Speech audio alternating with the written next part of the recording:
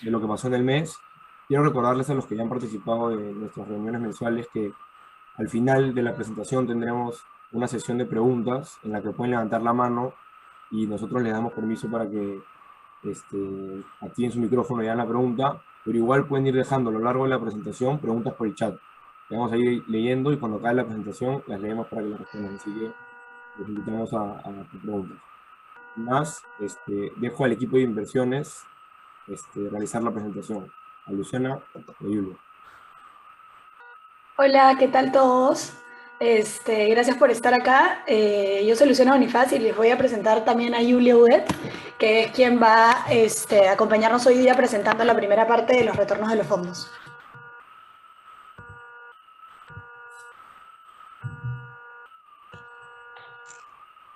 Hola a todos, ¿qué tal? ¿Cómo están?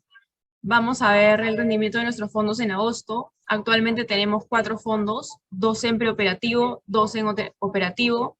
Son el fondo mutuo PMG y el fondo mutuo agresivo.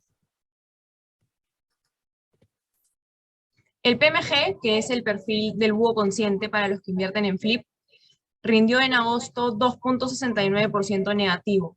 En lo que va del año acumula una pérdida de 8,2% y en promedio en lo que va de estos años va rindiendo 4,81%. Este portafolio es una mezcla de acciones y bonos.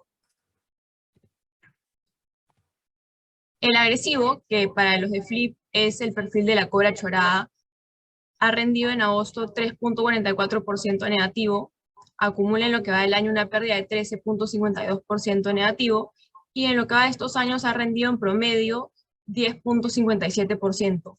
Este fondo rinde un poco más, porque asume un poco más de riesgo, pero también es mucho más volátil, por eso es que se cae un poco más. Y este es solo de acciones. Y nosotros lo que hacemos es, no tratamos de no caernos, porque eso es imposible, pero lo que sí hacemos es caernos menos y recuperarnos más rápido. Entonces así le podemos dar mucha tranquilidad a nuestros clientes para que ellos puedan tomar mejores decisiones de inversión. Y ahora vamos a entrar al detalle con Luciana. Perfecto, gracias, Yu. Bueno, vamos a ver qué fue lo que pasó en el mes. Agosto fue un mes bastante volátil. El mes comienza súper positivo, de la mano con lo que vimos justamente en el webinar pasado, que fue este cambio en las expectativas hacia optimistas, digamos, hacia positivas, hacia fines del mes de julio. Ya hubo un cambio en las expectativas, la gente dejó de pensar, o los inversionistas en general dejaron de pensar la posibilidad de que hubiera una recesión.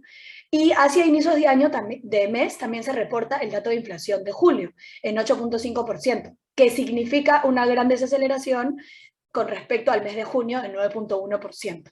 Entonces, esto generó bastante optimismo en el mercado, que de repente ya no se iba a necesitar una subida de tasas de interés tan fuerte por el lado del Banco Central para controlar la inflación, y eso hizo que el S&P rindiera 4,3% en la primera mitad del mes. Y luego, ¿qué fue lo que pasó? Hubo una reunión que se hace una vez al año, se llama Jackson Hole, en donde participó el presidente de la Reserva Federal. Y el presidente de la Reserva Federal, que es el Banco Central de Estados Unidos, Powell, dio un mensaje bastante, digamos, agresivo respecto a que su principal objetivo como Banco Central era controlar la inflación y llevar la inflación a 2%, estando en un nivel de inflación de 8,5%.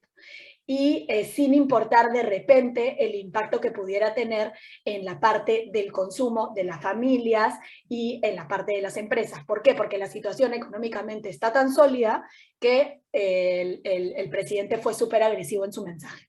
¿Y eso qué hizo? Hizo de nuevo que cambiaran las expectativas hacia negativas, con la posibilidad del temor a una recesión nuevamente, porque él mismo dijo, no me importa controlar la inflación si es que es necesario que las familias tengan que, y las empresas tengan que sufrir un poco al respecto, ¿no? Entonces eso generó ese cambio de expectativas, el S&P se cayó 8% en los siguientes 15 días del mes, y eso terminó haciendo que el S&P caiga 4,1% en el mes. Ahora la pregunta es, ¿qué nos dice efectivamente la data económica respecto a si hay una recesión o no? Lo que nos dice la data económica es que no hay una recesión. Tenemos primero el mercado laboral con una tasa de desempleo en 3.7%, que si bien estaba en 3.5 el mes anterior y ahora está en 3.7, seguimos estando en recontra mínimos históricos, en un súper pleno empleo. Tenemos a los empleos creciendo a niveles de 400.000 al mes. En promedio, históricamente, ha crecido por mes en 100.000. Estamos hablando que está creciendo a 4 veces de lo que normalmente crece, ¿no? Tenemos además el consumo creciendo en 2.2%, inclusive descontándole el crecimiento de la inflación, que estamos hablando de inflaciones muy altas, ¿no? Entonces, justamente que va acompañado de que el sentimiento del consumidor sigue estando optimista, porque cuando está por encima de 50 significa que los consumidores tienen buenas perspectivas económicas hacia adelante. Por eso es que el consumo no deja de correr y de seguir creciendo a pesar de la inflación. Tenemos además que las empresas están reportando todavía utilidades positivas del 75% y además utilidades por encima de lo que espera el mercado. Por más de que tengamos crecimiento en los precios, que usualmente lo que genera es un incremento en los costos de las empresas, pero las empresas siguen reportando por encima de lo esperado y positivo, ¿no? Justamente, ¿por qué? Porque las ventas en general también siguen creciendo a ritmo de más o menos 0.5% por mes, que termina siendo un crecimiento año a año de alrededor de 10-9%.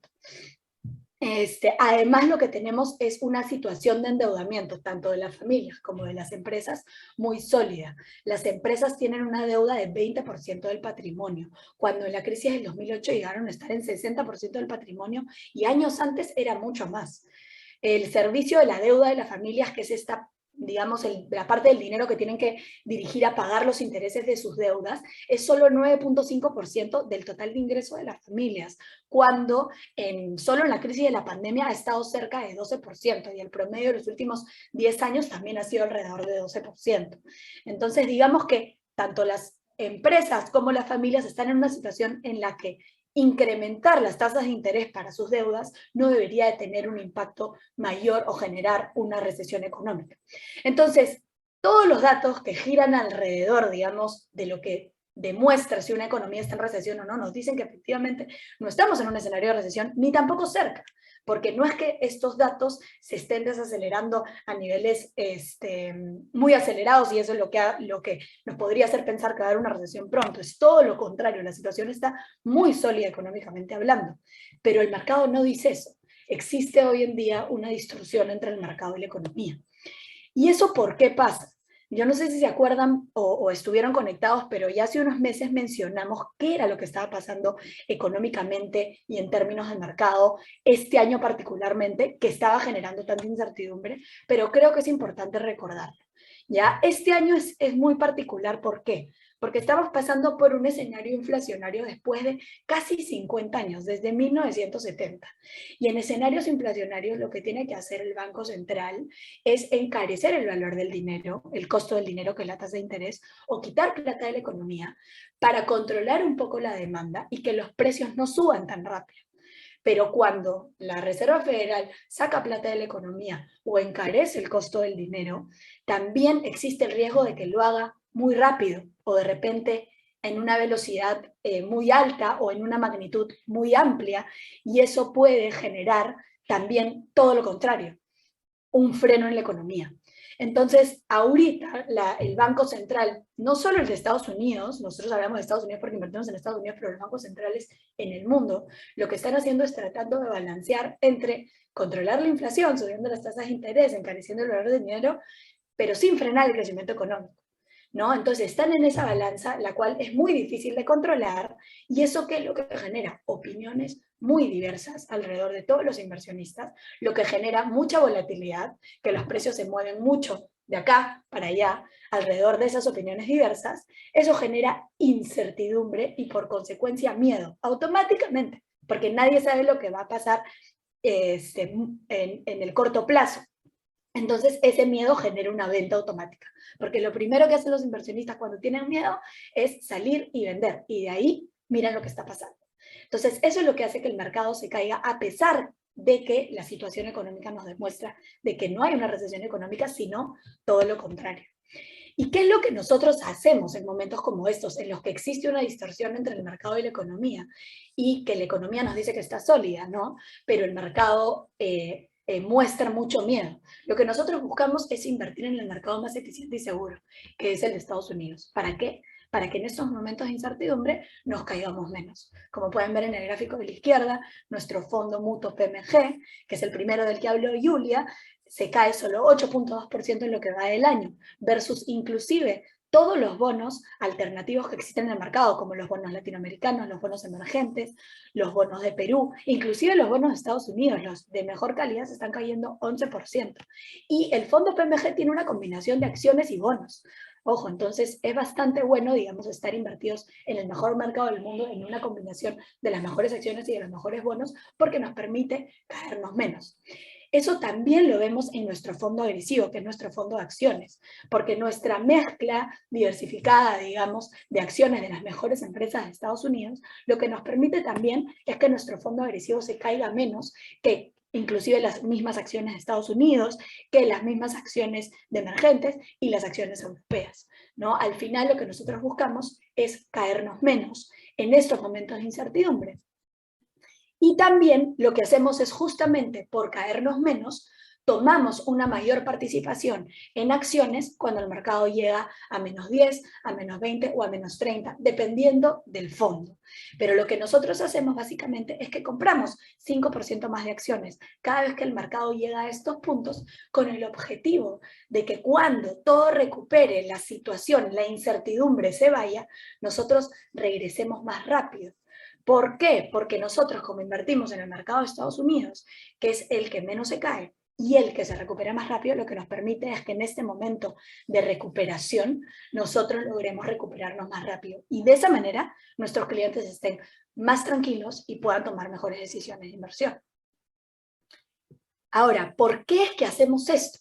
Porque digamos que razones para no invertir van a existir siempre. Han existido siempre toda la vida. En el 2008, que la crisis del 2008, la crisis financiera en Estados Unidos, en el 2010, la crisis europea, en el 2012-2013 se empezaba a hablar un montón de este factor que era el tapering, que iban a tener que sacar todo el dinero que habían metido en la crisis del 2008. También en el 2015 el tema de la crisis de China, en el 2018 el tema de la inversión de la curva, en el 2019 que el mercado estaba muy caro, mejor no invertir.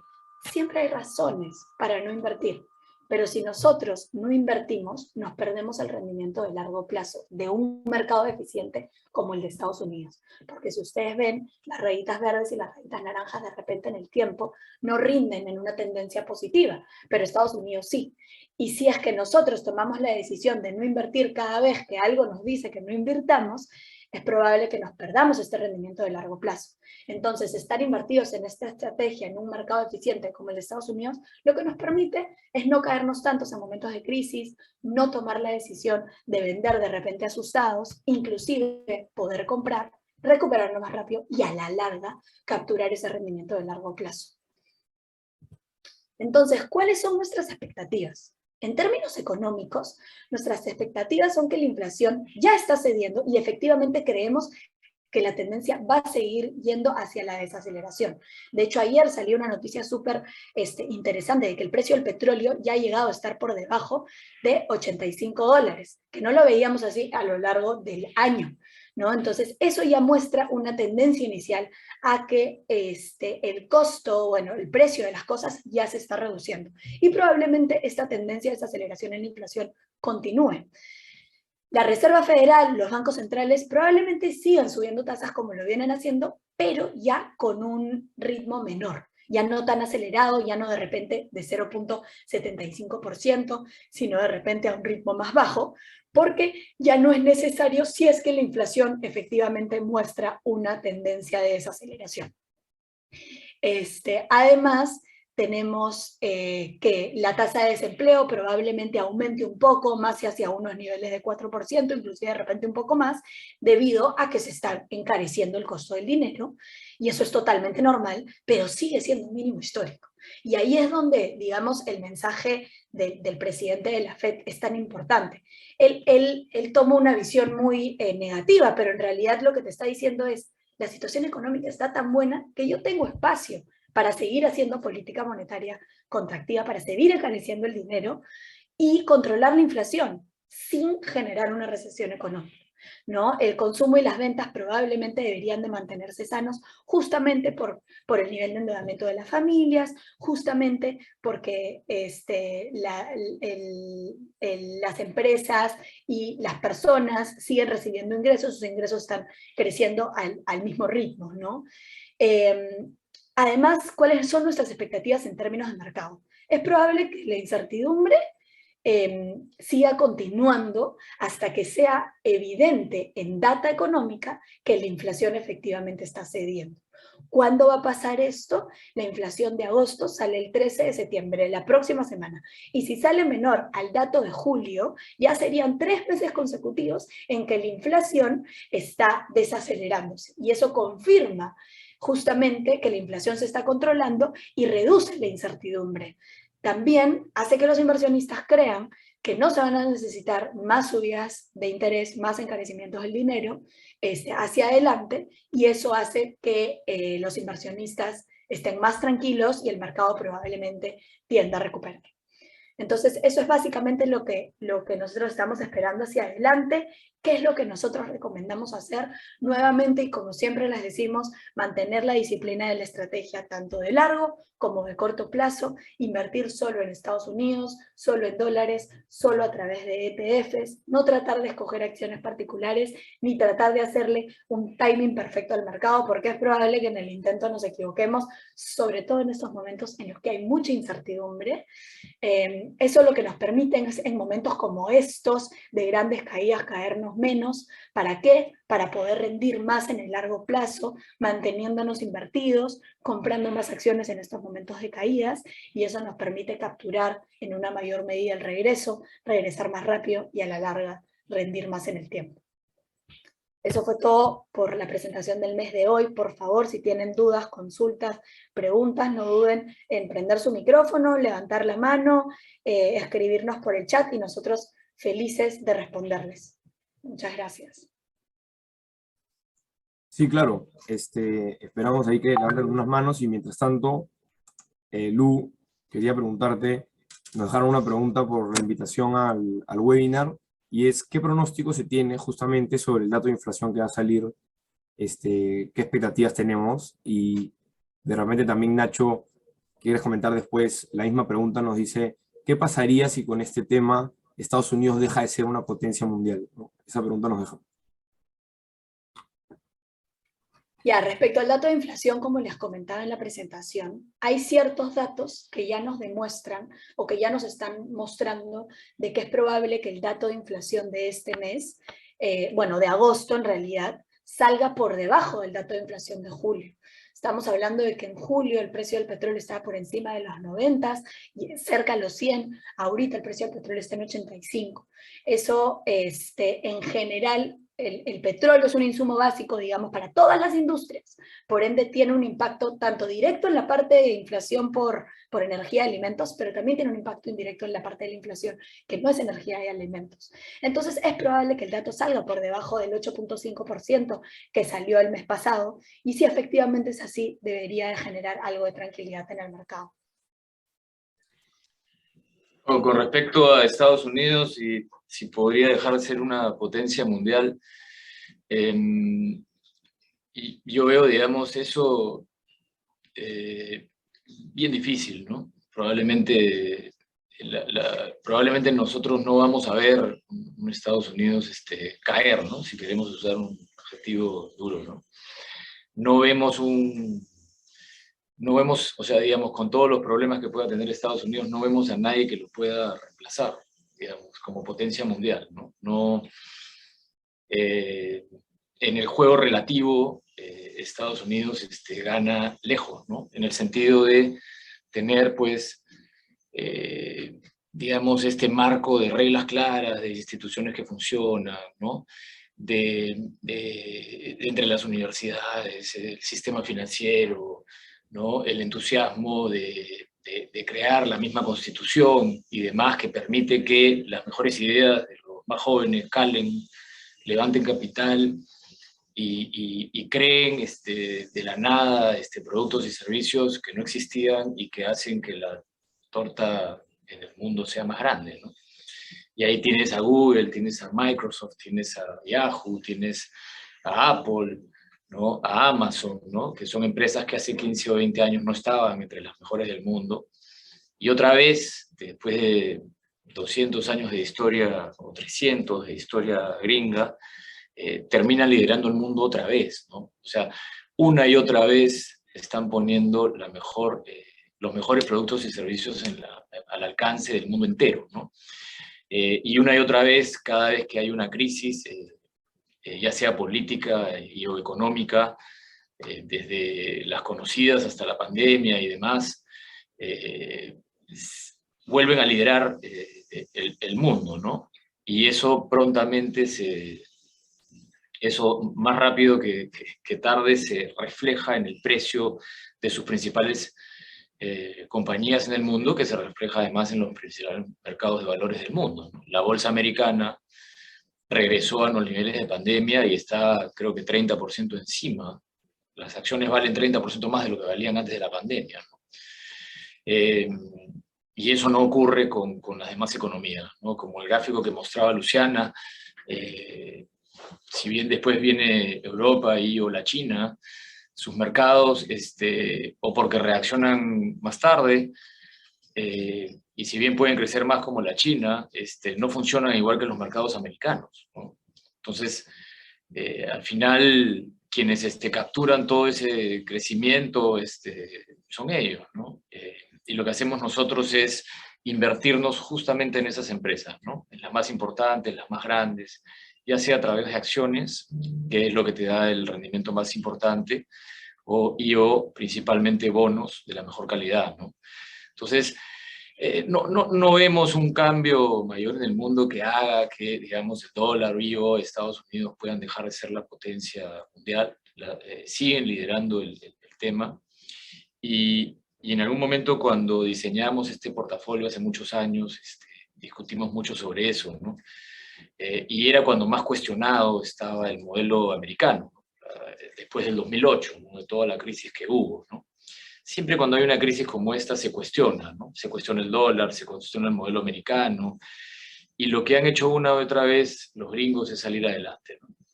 Y están liderando el cuento otra vez, ¿no? Entonces, hacer una apuesta en contra de eso es hacer una apuesta en contra de 300 años de resultados de liderazgo de los gringos, para lo cual nos resulta hasta irresponsable, ¿no? No apostarle en contra a quienes lideran y vuelven a liderar siempre el tema es una ilusión que muchas veces dura, que la mayoría de los casos dura muy poco, ¿no? Uno tiene a veces la ilusión de decir, bueno, en el caso de Perú, ¿no? Por ejemplo, para hacer un caso cercano y gráfico, ¿no?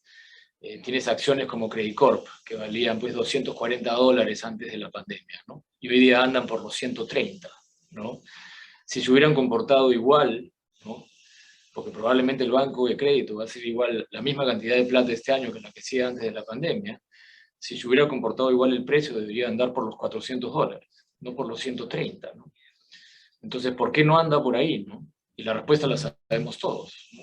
Porque tenemos un presidente, un gobierno muy complicado. Entonces, nuestros países funcionan hasta que dejan de funcionar, ¿no? Y van y vienen, ¿no? Y es así la historia de muchísimos años, desde que tengo uso de razón, de lo que pasa con las inversiones en países como los nuestros, ¿no? En mercados emergentes, ¿no? Entonces, hace 15 años yo era gerente de inversiones de la AFP Prima y Credit Corp valía $130, lo mismo que vale hoy, ¿no? Entonces, y es una corporación que se maneja muy bien, que funciona muy bien, que cotiza la acción en Nueva York, que hace mucho dinero, etcétera, etcétera, pero hay temas políticos que impiden que pueda valer más. Entonces, a veces pasa, ¿no? A veces pasa que viene un gobierno relativamente tranquilo, ¿no? Y se genera entusiasmo, y de repente la acción se va a 250 y a 300 y a $400 también. Pero no pasa mucho tiempo para que otra vez entremos en estos bailes políticos, ¿no? Y Chile es un claro ejemplo, ¿no? Parecía pues que Chile se despuntaba de tal manera que más era comparable con los países escandinavos que con los latinos, y hace 2 años decidieron ir a un proceso constituyente. Y si bien ahora hay un rechazo masivo, ¿no? El presidente sale y dice, el proceso constituyente va, esto no acaba acá. Entonces, ¿qué empresario va a querer invertir $1 en un país que constantemente tiene abierta la posibilidad de cambiar la principal regla de juego, que es la Constitución, que justamente es la que trata de limitar que los políticos le metan la mano a la economía? Entonces, igual, digamos, y no quiero entrar al detalle de eso para no hacerla larga, pero igual pasa mucho con los mercados emergentes más desarrollados, ¿no? Inclusive la China, ¿no? Tú dices, bueno, crecen al 6, al 7%, compro acciones chinas y el cuento es terrible. No puedes comprarlas, no suben de precio, no hay liquidez, no hay profundidad, ¿no? La moneda, hay 1000 cosas más, ¿no?, que juegan en contra de hacer una inversión en la China. Y igual te va a pasar con Europa, ¿no?, que se demoraron en subir la tasa. Yo no veo ninguna acción europea entre las primeras 20 o 30 empresas del mundo. Es como que van atrás, ¿no? Son países muy ricos, que se han organizado de tal manera, pero digamos, no existe esa innovación y esa creatividad como la de los gringos. Y algunos dicen, bueno, pero la China en algún momento, yo creo que va a tener que pasar muchísimos años para que los chinos realmente resuelvan cómo ganarle pueden crecer más, ¿no? Pero el ingreso per cápita sigue siendo muy inferior. O sea, todavía hay muchísimas cosas por arreglar que toman muchísimos años, por más que vayan muy rápido, ¿no? Y los gringos avanzan. No es que ellos se quedan y los otros avanzan. Entonces, no, y por eso seguimos apostando a Estados Unidos y seguimos apostando a los dólares. Y si bien el portafolio modelo GAMNIC está 8% abajo, los portafolios clásicos que invierten en acciones y bonos andan por el 19 o el 20, ¿no? Como decía Luciana, nos caemos menos porque estamos en lo más seguro, lo más líquido, lo más profundo, lo más grande, que es lo que menos se cae y más rápido se recupera, ¿no? Entonces, y en ese sentido seguimos apostando por los dólares, ¿no? Que como consuelo de tontos, hoy vale bastante más de lo que vale el euro, ¿no? Y te hace mucho más, digamos, al final el tema del dólar es un tema de un juego relativo, ¿no? Entonces lo tienes en 3,90 casi en Perú, ¿no? Y el euro lo tienes casi en paridad, ¿no? Entonces para quienes tienen un portafolio en dólares, hay un consuelo ahí de capacidad adquisitiva con respecto al sol y al euro, que es la principal moneda con la que se compara, en materia de quienes tienen inversiones y tienen su plata guardada de un mayor valor, ¿no? Y a la larga, lo que esperamos es eso, ¿no? Estas idas y venidas que se dan en el mercado, como mencionaba Luciana, no son más que expectativas, ¿no?, de todas las millones de personas que participan de este mercado, ¿no? Están leyendo todos los días las noticias y no juega, la parte económica juega de largo plazo, ¿no? No juega de corto plazo. Lo que juega de corto plazo es más expectativas de los que invierten y especulan, ¿no? Entonces, así salga una buena noticia o salga una mala noticia, la cosa se va por cómo vienen las expectativas en el mercado. Entonces, si la expectativa en el mercado de inversiones era que ya la tasa la iban a subir, pero en cualquier momento la iban a bajar, ¿no? O sea, digamos, voy a empezar a restringir la economía, voy a seguir restringiéndola, pero ya no tanto como antes y cada vez menos porque creo que ya le gané a la inflación y tengo empleo y tengo consumo y qué sé yo. Y de pronto sale Powell y dice, no, en realidad todavía no, esa pivoteada no la voy a hacer todavía, me voy a demorar un poco, porque mi principal objetivo es bajarme la inflación. Entonces, si la expectativa era la tasa va a subir, pero después va a bajar y sale el señor y dice ya no, el mercado se cae 5 o 6% del rally que había tenido de 15, ¿no? Entonces, pero digamos en el tiempo lo que manda es la economía, ¿no? Y acá pasan dos cosas, ¿no? Es increíble en realidad, si la economía camina y si sigue caminando, como lo menciona Luciana, porque los gringos están a pleno empleo, ¿no? Y los hogares y las empresas nunca han estado en una mejor posición, ¿no?, de caja, de tasas de interés y de una serie de cosas para consumir y seguir caminando. Si es que se da eso, tarde o temprano la bolsa lo tiene que seguir, porque eso se va a ver reflejado en las utilidades de las empresas que están representadas en las inversiones que hacemos. Y si es que no se da, bajarán la tasa y harán estimular la economía de nuevo y la bolsa subirá atrás de eso, ¿no? Entonces, por un lado o por el otro, la línea de valor de estas inversiones siempre va para arriba, ¿no? Con su volatilidad, pero siempre para arriba. Porque si les funciona la economía bien y si no les funciona la regla, con estímulos monetarios, fiscales y demás. Entonces, nuestro trabajo siempre ha sido, oye, te voy a poner en lo más seguro y en dólares, que es lo que menos se cae y se recupera más rápido. Y si se cae mucho, te voy a comprar un poco para que te puedas, incluso, para que te puedas recuperar más rápido aún. A eso se resume este cuento, ¿no? Entonces, todo lo demás es especular un poco, digamos,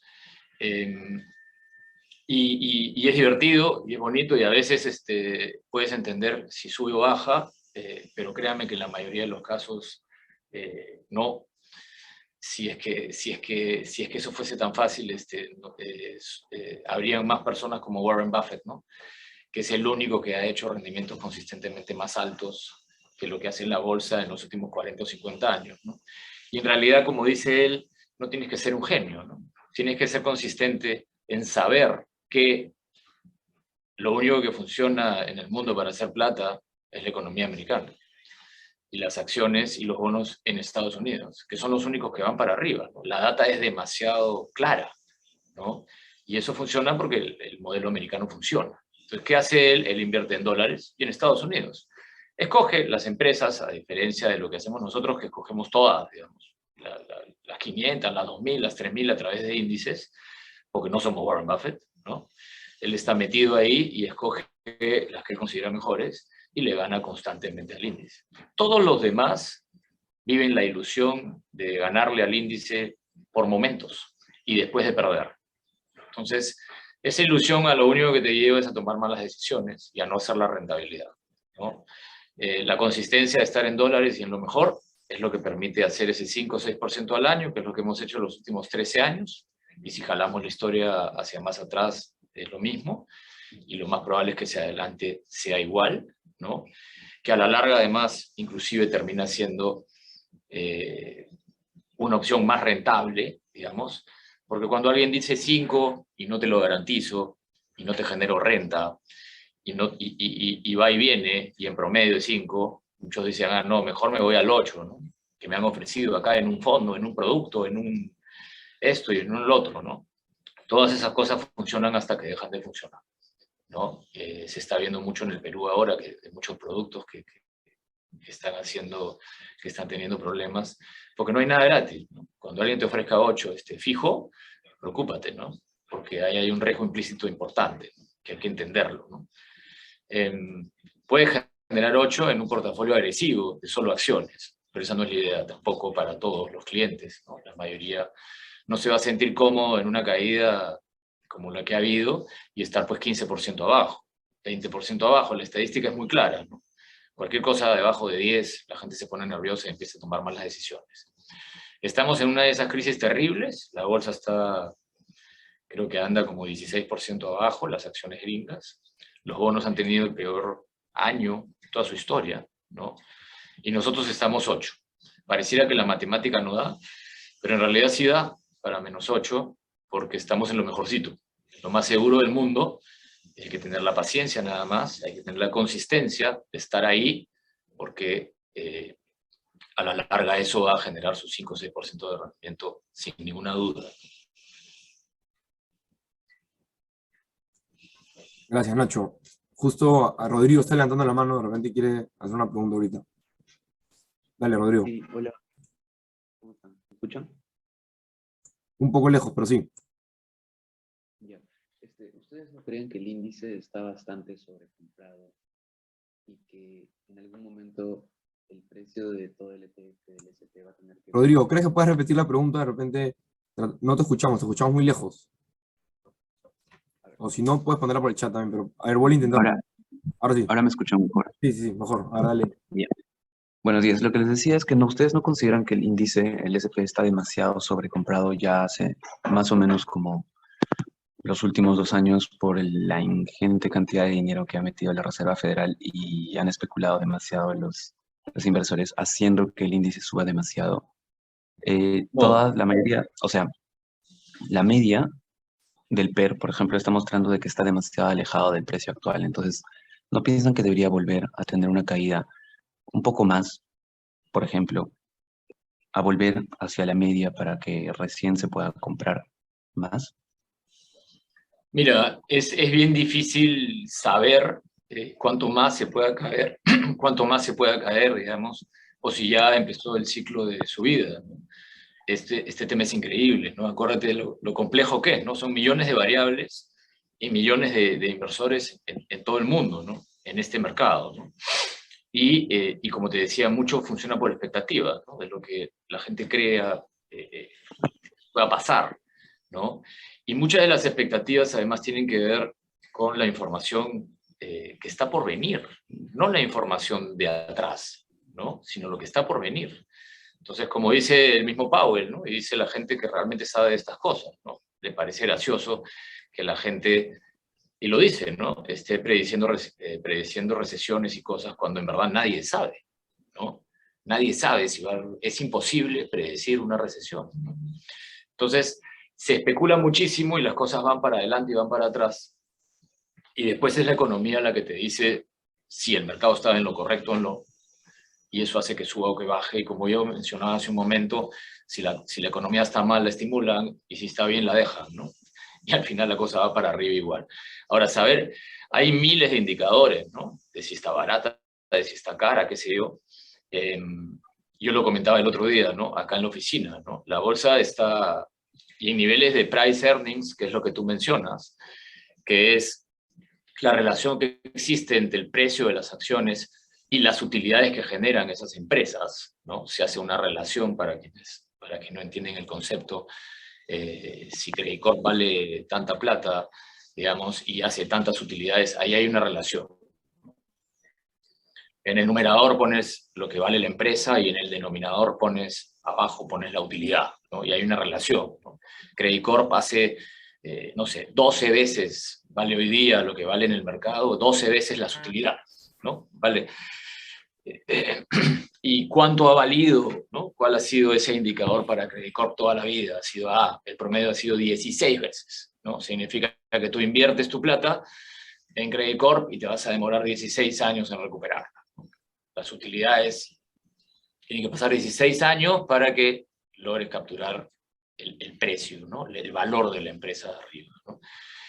Por ahí andan, ¿no? Yo te diría que los precios de las acciones gringas comparados a las utilidades que hacen andan por 17, por 16, que es probable 16.7. Justo estaba. que es el promedio histórico. Entonces, digamos, como referencia, digamos, hoy las empresas en Estados Unidos, las inversiones en acciones, más o menos valen lo que siempre han valido, 16 veces sus utilidades. Entonces alguien podría decir, está en su precio, ¿no? Pero igual vas a escuchar a alguien que te va a decir que está muy caro, porque si va a haber una recesión no debería estar a 16 veces, sino más abajo. Y alguien te va a decir que está muy barato, porque en realidad las utilidades van a venir bien, y eso debería estar más arriba. Yo he visto en el mercado americano y en el mercado peruano, así como te digo que Credit Corp está en 12 veces, yo lo he visto en 45, y lo he visto en 3 veces utilidades, ¿no? Hoy día vas a ver una empresa como Minsur, que se hace una punta de plata al año, ¿no? Están viviendo un boom minero, probablemente nunca han hecho la cantidad de plata que están haciendo ahora, y la diferencia entre el precio de la compañía y las utilidades es 2 veces. Debería ser 20, 30, 40. Entonces alguien diría, oye, si yo compro Minsur me voy por 40 veces. Bueno, eso pasó en el 2006, ¿no? Probablemente con Castillo no.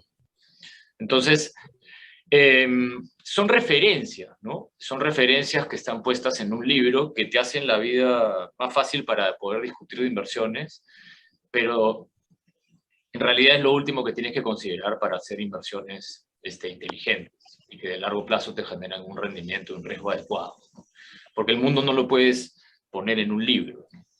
Y quien se pega a eso siempre se equivoca, ¿no? Al final, esos múltiplos que se le llaman, el múltiplo de lo que vale la empresa con respecto a sus utilidades, esos múltiplos pueden estar en 40 veces, pueden estar en 16 veces, pueden estar en 10 veces, dependiendo del sentimiento del mercado, de la expectativa del mercado. Entonces, nunca vas a saber si está caro o barato, ¿no? Yo te diría que si tal vez ves múltiplos en Estados Unidos de 10 o de 9 o de 8, que fue lo que pasó en la pandemia, te diría que está barato, ¿no? Porque además la bolsa se había caído 40%. Y si ves índices en niveles de 40, 50 o 60, te diría que de repente está caro, ¿no? Y que tomes un poco menos de riesgo, ¿no? Porque eso pasó en la burbuja del 2000 y eso pasó en algunas épocas en que subió mucho la bolsa americana. Pero a niveles de 16 es imposible que yo te pueda decir que la bolsa americana está inflada. No se ve inflada, a mi juicio, ¿no? Ahora, la expectativa es otra cosa, pero a pleno empleo, la gente consumiendo de manera importante, la inflación bajando, no me parecería que está caro. Justo vi unos gráficos también de Real Investment Advice que decía que cuando, bueno, era coincidencia, una buena coincidencia, que cuando el empleo estaba en máximo, se desataba una gran crisis económica. Y también ahorita viendo el CAPE de los últimos 10 años, bueno, dicen, ¿no?, que si inviertes ahora en este momento, en los últimos 10 años, en los siguientes 10 años vas a conseguir un entorno del 0%. Entonces, por eso yo me preguntaba si realmente este es el momento o vamos a esperar, porque yo también invierto a esperar otra caída fuerte. Lo que yo quería saber es si ustedes están siendo agresivos en este momento o están esperando una caída para recién comprar con mayor lo que te puedo agresividad. decir es que vas a encontrar 1.000.000 de artículos que te van a decir que está barato y vas a encontrar 1.000.000 de artículos que te van a decir que está caro. ¿Ya? Lo cierto es que nadie sabe, absolutamente nadie sabe. O sea, lo más importante de aprender en este mundo es que nadie sabe qué es lo que va a pasar. Lo único que sabemos es que hay una economía americana que durante 200 años va para arriba y le gana al resto, y lo sigue haciendo una y otra vez. Y eso hace que sus empresas generen las utilidades y eso se refleja en los precios en el mercado de acciones y de bonos. Todos los demás dan botes de manera horizontal. Todos los demás mercados. Sí, el europeo está hace 8 años. Etcétera. Pero, Entonces no vas a, o sea, digamos, lo que le pasa a mucha gente es que tienen un sesgo optimista o un sesgo pesimista y se pegan más a los reportes que le dicen que la cosa va a ir para bien o la cosa va a ir para mal, dependiendo de cómo se sientan ellos. Lo que yo te puedo decir es que la manera de ganar en este mercado es siendo optimista, porque siempre va para arriba. Es cuestión de tiempo que vaya para arriba. La bolsa americana nunca han pasado 2 años en negativo. Todo lo demás ha sido para arriba y te estoy hablando de una historia de 200 o 300 años. Entonces, ¿por qué? Porque se reinventan, ¿no? Se reinventan, corrigen lo que tienen que corregir y otra vez, y inventan nuevas empresas, ¿no? Amazon no existía hace 15 años, ¿no? Entonces, en todo caso, yo le daría más ojo a los comentarios más positivos que a los negativos, ¿no? Estamos impregnados de noticias negativas, ¿no? Eso vende mucho porque el ser humano pues es averso al riesgo, ¿no? Entonces le duele mucho más perder de lo que le emociona ganar, ¿no? Le duele, ¿no? Entonces, pero nadie sabe, esa es la verdad, y la cosa a la larga va para arriba. Entonces, quienes apuestan para abajo, porque hay hedge fund managers, hay fund managers, hay portfolio managers que apuestan para abajo, siempre se equivocan. Porque si la cosa va para arriba siempre, con volatilidad, claro, ¿no? Y estás apostando para abajo, olvídate, pues. Si la gente no la chunta para arriba en los momentos más baratos, digamos, menos la chuntan para abajo, ¿no? Todos los grandes inversionistas del 2008 que hicieron una apuesta en contra del real estate, ¿no? Y hicieron muchísimo dinero porque se cayó, nunca más han hecho plata. Nunca más han hecho plata. Y te hablo de Paulson, y te hablo de Peter Schiff, y de todos los que estuvieron en ese momento. Y se equivocan una y otra vez. Y todos los inversionistas activos que dicen yo compro barato, vendo caro, compro barato, vendo caro, se siguen equivocando. Ray Dalio que es el rey, entre comillas, por excelencia de los hedge funds, hace 5, 6 o 7 años que no la ve, porque está tratando de adivinar algo que no se puede adivinar, que es el futuro. No se sabe. Lo único que sabemos es que las acciones van para arriba en el tiempo y los bonos también gringos. Los demás no se mueven para arriba, hacen ilusiones de corto plazo hacia el costado. Y lo otro que sabemos con seguridad es que si estás solamente invertido en acciones y tienes caídas muy profundas, lo más probable es que salgas corriendo, te asustes y realices una pérdida. Entonces lo que hacemos nosotros es mezclamos pocas acciones con un montón de bonos para que le ganes a la inflación, ¿no? Para que cuando haya una caída no te caigas mucho, no salgas corriendo, en todo caso compres. Y después la cosa regresa. Y en ese sentido terminas haciendo una rentabilidad de 5 o 6%. Inversionistas más sofisticados o que ya tienen más tiempo, o que entienden más esta volatilidad, nos piden algo más agresivo y los tenemos en el fondo que tiene más acciones. Pero más que eso, créeme que no funciona. Estoy viendo acá un montón de amigos, de inversionistas que están fuertemente golpeados de haber especulado con tecnológica, con criptomonedas, con empresas particulares, ¿no? Y ahí no estamos hablando de caídas de 20, sino de 40, 50, 70 y 90, ¿no? Y estoy viendo mucha gente muy fastidiada con todas las tesis que te prometen, digamos, la panacea, ¿no? El gano 8% fijo al año, ¿no? En el producto tal que se llama factoring y no funcionó, el producto tal que se llama private equity y no puedo salir, ¿no? En el producto tal que se llama inversiones en Latinoamérica, en no sé qué cosas, en bonos, y se cayeron 20, 30%. Entonces, son ilusiones de corto plazo, ¿no? Eso no significa que no se pueda hacer plata en real estate, que no se pueda hacer plata en private equity, pero ese es un mercado para especialistas, no es un mercado para nosotros, no es un mercado para ustedes, créanme, ¿no? Si tu vida es real estate, probablemente vas a saber qué hacer hoy día, y no vas a hacer edificios de oficinas prime, probablemente no vas a hacer ni siquiera oficinas tipo B, ¿no? Probablemente vas a hacer departamentos de 40 metros cuadrados en Miraflores, ¿no? En San Isidro, o sabe Dios, en San Borja o en La Molina, porque sabes que hay una oferta insatisfecha, y sabes que hay tasa de interés atractiva, y sabes que hay un montón de chicos que tienen acceso a trabajo y a un crédito hipotecario. Y probablemente haces plata ahí, pero no en un fondo. Lo más probable es que no, ¿no? Entonces, créeme, ¿no? Es lo que pasa en la bolsa, es la información que viene mañana. Eso es lo que determina qué va a pasar. Y nadie sabe qué información viene mañana. Quienes especulan con eso se equivocan. Y solo para agregar, Rodrigo, también otra cosa o una lección súper importante es entender que si tú tratas de esperar, digamos, al momento indicado para invertir, puede que nunca lo hagas y puede que te pierdas gran parte de rendimiento, ¿no? O sea, si nos ponemos ahorita a mirar los datos de PI, Nacho decía, efectivamente está cerca de 17 veces. En el 2019, inicio del 2019, que decían que estaba todo caro, está en 19 veces. ¿No? Y todo el mundo decía, no inviertas porque está todo carísimo, está en 19 veces. Y solo en el 2019 el mercado rindió 36%, el S&P. 36% solo en el 2019. Imaginemos que por tú guiarte por el está demasiado caro, mejor no invierto, te pierdes ese 36%, que te compensa además de repente la siguiente caída que se viene, ¿no? Entonces, en el camino de tratar de encontrar el momento perfecto para invertir, no solo es probable que nos equivoquemos, sino que es probable que nos perdamos el rendimiento real de largo plazo, ¿no? Entonces, es súper importante entender que la estrategia correcta no es tratar de encontrar el momento perfecto para entrar y el momento perfecto para salir, sino la estrategia correcta es estar siempre invertido, pero en un mercado que funcione, en un mercado que se cae menos y en un mercado que se recupera más rápido. No es tratar de adivinar ese momento indicado, por más de que haya muchos indicadores que nos digan muchas cosas, ¿no?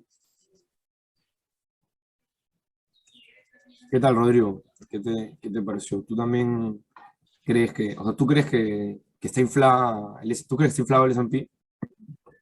Yo creo que sí, pero también tienen razón en que no podemos esperar el momento perfecto para invertir, sino ir de a poco escalonadamente. Claro. Tú dices que también ¿inviertes a largo plazo para quedarte o te gusta tradear? Claro, sí, a largo plazo. O sea, a través del ETFs también. Está bien, Rodrigo. Gracias, gracias por tu pregunta. Gracias. Perfecto, muchas gracias. Gracias. Quería aprovechar para hacer, creo que hay una pregunta por el chat. Ah, no, era Andrea diciendo que lo importante es ser disciplinado en la filosofía. Está bien. Los invito a seguir haciendo preguntas. Mientras tanto, otra pregunta que nos dejaron, Julia, de repente tú nos puedes ayudar, era sobre los rendimientos de los fondos. ¿Qué rentabilidad me aseguran? Preguntan, ¿no? Y hay que contarle que no se puede asegurar rentabilidad, Julia. Sí, claro. Nosotros no te podemos asegurar ninguna rentabilidad porque eso sería tratar de predecir o tratar de saber qué va a pasar más adelante. Nosotros no especulamos, pero lo que sí podemos hacer, como decía Lu y Nacho, es ver qué ha pasado antes. Y eso es lo que nosotros vemos. Entonces, por eso es que nuestras estrategias están todas en Estados Unidos y todas en dólares, porque primero, ¿cuál es la economía más fuerte del mundo? Estados Unidos. Entonces, ahí ya estás invirtiendo en Estados Unidos. Luego, ¿en qué moneda lo haces? En el dólar, es la moneda más fuerte. Ahorita, la más fuerte, ahorita le está ganando todas las monedas casi del mundo, entonces ahí ya estás en Estados Unidos y en dólares. Y ahora, ¿en qué inviertes en Estados Unidos y en dólares? En las mejores empresas del mundo que justo están en Estados Unidos. Entonces es por eso que nuestras estrategias son el PMG, bonos y acciones de Estados Unidos, y el agresivo, acciones de Estados Unidos. Entonces, para poder nosotros decirte, el PMG rinde entre 5 y 6%, o el agresivo rinde entre 11 y 12%, lo que hemos hecho es ver cómo esta estrategia, esta mezcla de acciones y bonos, ha rendido en el pasado. Y como hemos visto en muchas gráficas, lo que ha pasado en el pasado suele, no podemos decir que se va a repetir siempre a futuro, pero suele repetirse a futuro. Y lo que sí podemos confirmar es que la economía de Estados Unidos tiene una tendencia al alza. Entonces sabemos que invertir ahí siempre nos va a llevar al alza. Puede ser que haya altos y bajos, un bajo como el de este momento, pero a la larga siempre vamos a estar invertidos en la economía que se cae menos y se recupera más rápido. Entonces, no te podemos asegurar, pero lo que sí te podemos decir es que la estrategia está diseñada para rendir entre 5 y 6% en el caso del PMG y entre 11 y 12 en el caso del agresivo. Y tenemos toda la historia que respalda lo que te estamos diciendo. Sí, mira, hay una, digamos, los únicos que te pueden garantizar una rentabilidad, digamos, son los depósitos de bancos de primera línea en el mundo, ¿no? Y te hablo en el mundo porque cuando salió Pedro Castillo todo el mundo tenía miedo de inclusive qué te podría pasar con un banco local. Bueno, ese miedo ya ha bajado bastante. Pero digamos, no existe garantía de tu capital, ¿ya? A menos que tú estés en un banco de primera línea. Todo lo demás, ¿no? En el mundo de inversiones no se puede garantizar, ¿no? Nadie te puede garantizar una rentabilidad. Te pueden ofrecer digamos, un retorno fijo, pero no es garantizado, ¿ya? Entonces, ahí eso hay que tenerlo bien claro, ¿no? Quien venga y te diga yo te garantizo un 8, un 9 y un 10, no es verdad. Eso no es verdad. De repente, el producto que tiene o el bono que tiene dice que te va a pagar 8%, hasta que deja de pagártelo, ¿no? O dice que te va a pagar 8% hasta que el capital se ve afectado por un movimiento de tasas de interés, ¿no? Y eso lo estamos viendo en el Perú, lo estamos viendo en Latinoamérica y lo estamos viendo en el mundo. O sea, los mejores bonos del mundo, en lo que van del año, se han caído más de 10%. Y los bonos latinoamericanos, los mejores, se han caído alrededor de 20%. Y los peores dejan de pagar. Entonces, ahí hay un tema que tienen que tener bien claro, ¿no? Los mejores bonos del mundo pagan 4 o 5%, no pagan 8%, ¿no? Los que pagan 8%, probablemente en momentos como este tengas un riesgo alto de que el capital del precio, digamos, del bono se mueva de manera radical o inclusive que no te puedan pagar. Entonces, no hay ningún lonche gratis, como decían los grandes economistas, ¿no? Creo que era Friedman el de la frase. No hay nada gratis. O sea, el 8% viene atado a un riesgo de volatilidad importantísima en el precio del bono y viene atado a un riesgo de no pago del cupón. Entonces hay que tener mucho cuidado, hay que tener bien claro, ¿no? Que no existe garantía de capital en las inversiones, ¿no? Por lo mismo nosotros no ofrecemos eso porque no se puede garantizar, ¿no?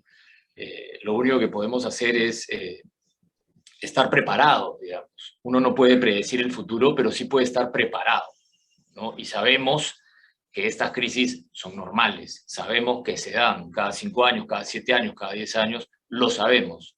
Entonces no podemos predecirlas, pero sí podemos estar bien preparados con una mezcla muy conservadora que te permita estar debajo del agua mucho menos y que te puedas recuperar mucho más rápido. Para nosotros, por excelencia, esa es la definición de riesgo, ¿no? Te caes menos y sales más rápido del agua, ¿no?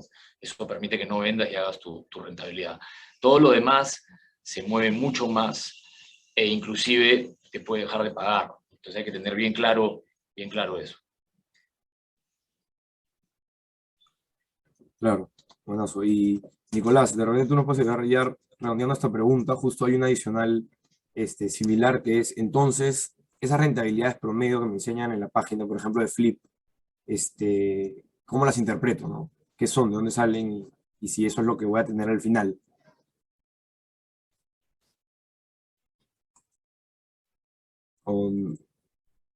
Nicolás, de repente yo comienzo diciendo que, claro, esas rentabilidades que ven en la página de Flip, por ejemplo, son rentabilidades históricas anualizadas promedio del portafolio, ¿no? Entonces es como hacer un backtest del portafolio en el que invierten nuestros fondos mutuos para atrás, o sea, de aquí para atrás, como de 2009 hacia el presente. Y viendo cómo hubiera rendido, digamos, el fondo si invirtiera desde esa época hasta el presente, hagamos un promedio anualizado y eso es lo que mostramos en la página. No significa que eso vayas a tener en el futuro, ¿no? Eso es lo que hemos visto que ha pasado y lo que nos puede dar una idea si continúa la tendencia de cara al futuro. Ahí creo que Nacho, ¿querías agregar algo? Sí, tal cual.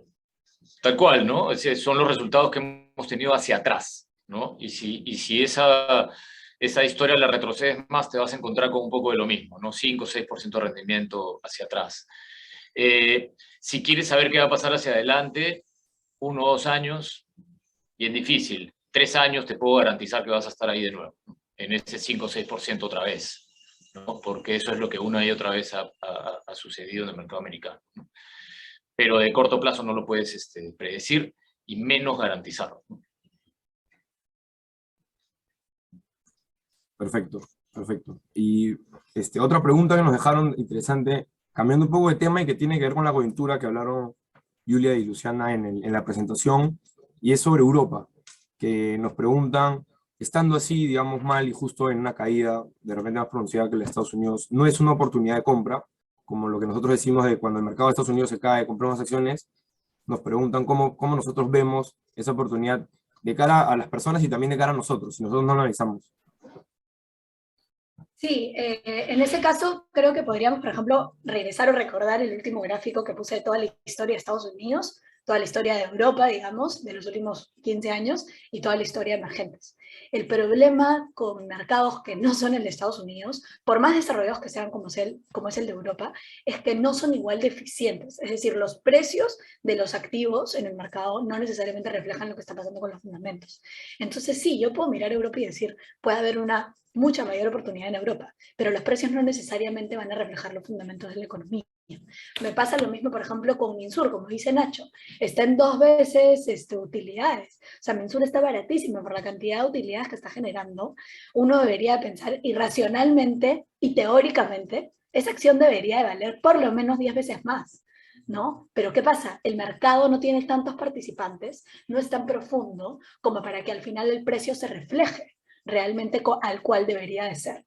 Entonces, nosotros en el mundo de inversiones, no necesariamente la teoría se va a cumplir, en la realidad no necesariamente se va a cumplir. Si tú lo ves fríamente y dices, Europa se ha caído más, yo debería invertir en Europa porque eso se va a recuperar más rápido. No necesariamente, porque no son igual de eficientes. En el largo plazo lo que pasa con Europa pasa exactamente lo mismo que con emergentes, pero con menos volatilidad.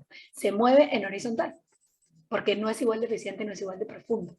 Lo que puedes hacer, por ejemplo, respecto a tratar de ganar un poquito más de recuperación en la subida, es algo similar a la estrategia que nosotros hacemos. Compramos más acciones de Estados Unidos, que sí sabemos que son las que van a regresar en estos momentos de grandes caídas. ¿Eso qué nos permite? Que cuando regrese, nosotros regresamos a una mayor velocidad y capturamos un rendimiento adicional. Para el momento en el que regrese, vendemos. Y esa estrategia te permite regresar más rápido, sin necesidad de tratar de especular sobre un mercado que no sabes si va a regresar o no, ¿no? Entonces, más que buscar, digamos, opciones de mayor rendimiento en otros mercados que probablemente se muevan de manera horizontal y no necesariamente regresen, a veces es más fácil, mucho más simple, irte al mismo mercado que tú sabes que sí funciona, solo que tomar una mayor posición, ¿no? Buenazo, gracias Lu. Y una última pregunta que nos dejaron con respecto también a la plataforma web de Flip, era, ¿por qué no se ve un seguimiento más claro en la plataforma, digamos, rendimiento semanal, quincenal o mensual? Porque solo veo los movimientos diarios. De repente... Ya. En ese caso, a ver, nosotros en la plataforma lo que mostramos es cómo está tu, digamos, la cantidad de plata, cuánto tienes hoy. Todos los días te decimos cuánto tienes hoy, con cuánto empezaste y cuánto tienes hoy, ¿no? Entonces, lo que vas a ir viendo es todos los días tu acumulado, tu rendimiento acumulado, en realidad. Y ni siquiera lo ponemos en porcentajes. ¿Por qué? Porque depende mucho de cada uno de los clientes. Si tú haces suscripciones en el camino, si tú haces rescates en el camino, el momento en el que realizaste el rescate, el día, al valor cuota al que lo realizaste, la cantidad de plata que pusiste en la suscripción, son factores determinantes que pueden hacer que cambie tu rendimiento diario, rendimiento mensual, rendimiento semanal. Entonces, lo que nosotros hacemos es mostrarte lo que es realmente lo que tú tienes, ¿no? Entonces es hoy, todos los días, ¿no? Hoy tú tienes tanto a este valor cuota de ayer, ¿no? Empezaste con tanto. Eso es lo máximo que nosotros podemos decirte con total, digamos, transparencia, y no podemos darte un porcentaje de rentabilidad porque depende mucho de cuántas actividades o procesos hayas hecho en el camino, ¿no? Entonces, eso es lo que nosotros mostramos, pero todos los días ese monto acumulado va a ir cambiando, ¿no? Va a ir cambiando en función a cómo se mueve el valor cuota de tu fondo. Y todos los meses vamos a mandar un estado de cuenta, como a ustedes les llegan, ¿no? Con un resumen de qué es lo que pasó en el fondo. En promedio en el fondo, que ya no necesariamente es lo que pasa contigo, porque tú puedes haber hecho una suscripción a la mitad del mes, ¿no? Pero en promedio en el fondo, el mes ha rendido tanto, en el año va rindiendo tanto, en la historia del fondo va rindiendo tanto. Eso sí, te lo mostramos cada mes, ¿no? Pero en la plataforma hemos decidido mostrar cuánto es lo que tú tienes a la fecha. Eso es lo más certero que podemos dar. Y junto con el reporte mensual del fondo, también el estado de cuenta individual, ¿no? Les llega, que ahí pueden ver, digamos, el reporte mensual de su plata, también les va a llegar ahí al correo. Exacto.